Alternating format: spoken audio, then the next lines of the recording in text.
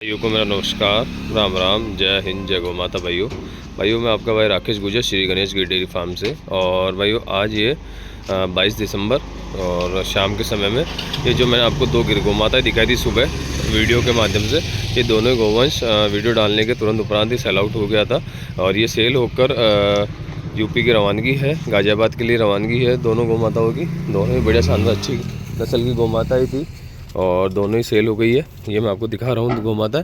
एक तो जो मुंदड़ी दिखाई थी मैंने आपको, रेड एंड वाइट दिखाई थी, दोनों ही सेल आउट होके और गाज़ियाबाद राजनगर से एक्सटेंशन की रवानगी है। तो जिस किसी भाई को ऐसा ही गोवंश चाहिए वो मुझसे संपर्क कर सकता है। ये गाड़ी नंबर है। सभी पुलिस प्रशासन, गोरक्षक दल से निवेदन करता हूँ इन्हें रास्ते में परेशान ना करें। ये पशु दूध उत्पादन व नस्ल सुधार हेतु भैया की डेयरी में जा रहा है। तो भाई और जिस किसी भाई को गौ माता चाहिए श्री गणेश गिर डेयरी हमसे संपर्क कर सकता है। मेरा मोबाइल नंबर है भाई 8824317288। जय हिंद, जय गौ माता भाइयों।